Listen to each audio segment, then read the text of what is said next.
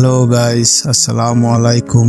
বর্তমানে আমাদের অনেকের বাসায় ওয়াইফাই বা ব্রডব্যান্ড ইন্টারনেট কানেকশন আছে, বাট আমরা অনেকে জানি না কিভাবে ওয়াইফাই এর পাসওয়ার্ড পরিবর্তন করতে হয়। সো ফ্রেন্ডস, আজকে আমি আপনাদের দেখাবো কিভাবে খুব সহজে আপনার হাতে থাকা স্মার্টফোনের মাধ্যমে এবং কিভাবে ডেস্কটপ কম্পিউটারের মাধ্যমে আপনার ওয়াইফাই এর পাসওয়ার্ড পরিবর্তন করবেন।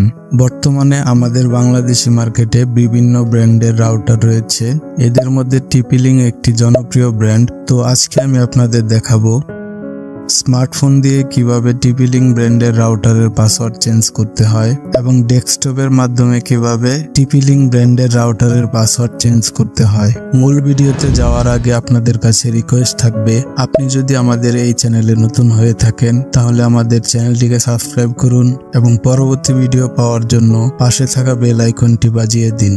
প্রথমে দেখব স্মার্টফোনের মাধ্যমে ওয়াইফাই পাসওয়ার্ড পরিবর্তন। চলে যাচ্ছি আমাদের মোবাইল স্ক্রিনে। প্রথমে চলে যাব আমাদের স্মার্টফোনে গুগল ক্রোম ব্রাউজারে। আপনারা চাইলে এখানে যে কোনো ব্রাউজার ব্যবহার করতে পারেন। আমার কাছে ব্যক্তিগতভাবে ক্রোম ব্রাউজার অনেক নিরাপদ এবং কমফোর্টেবল লাগে, তাই আমি ক্রোম ব্রাউজার ব্যবহার করি। এখান থেকে সার্চ বারে লিখতে হবে 192.168.0.1, এরপর সার্চ দিতে হবে। এরপর আমাদের এই পেজটিতে নিয়ে আসবে। এখানে সবার উপরে 3 ডটস আইকন রয়েছে, এখানে একটি ক্লিক করতে হবে।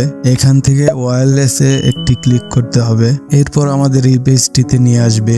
এখন আমরা একটু নিচে পাসওয়ার্ড অপশন রয়েছে, এখানে আমরা প্রয়োজন অনুযায়ী পাসওয়ার্ড বসিয়ে দিব এবং সবার উপরে সেভ অপশন রয়েছে, এখানে একটি ক্লিক করব। সো ফ্রেন্ডস, এভাবে আমরা স্মার্টফোনের মাধ্যমে টিপি-লিঙ্ক ব্র্যান্ডের রাউটারের পাসওয়ার্ড পরিবর্তন করতে পারি। এখন দেখব ডেস্কটপের মাধ্যমে কিভাবে ওয়াইফাই এর পাসওয়ার্ড পরিবর্তন করতে হয়। চলে যাচ্ছি আমাদের কম্পিউটার স্ক্রিনে। প্রথমে চলে যাব আমাদের ক্রোম ব্রাউজারে। এরপর আমাদের লিখতে হবে 192.168.0.1। এরপর আমাদের এই পেজটিতে নিয়ে আসবে। এখান থেকে সবার উপরে ওয়্যারলেস অপশন রয়েছে, এখানে একটি ক্লিক করতে হবে।